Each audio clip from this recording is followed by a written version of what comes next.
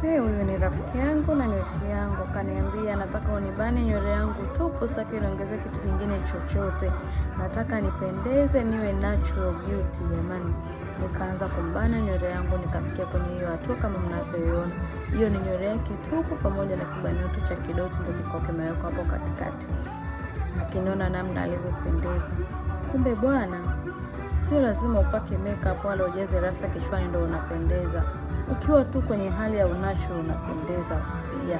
Unaona kama udada alivyopendeza. Yaani amependeza kweli. Yuko kwenye hali ya natural, ni jeli tu imepakwa kichwani na nywele zake ambazo hazina dawa na amependeza. Shauri wangu jamani, msiharibu nywele kwa sababu ya sherehe ya siku moja. Eti kwa sababu tu ya harusi ndio unatia dawa na haribu nywele yako. Alafu mwisho wa siku inakuja kuisha vibaya jamani. Usiweke kemiko kwenye nywele kwa sababu ya sherehe ya siku moja. Kuna mbinu mpya nyingi sana za kubania natural hair jamani. Tuzibane natural hair zetu na tunapendeza vizuri kwenye sherehe zetu. Okay, goodbye.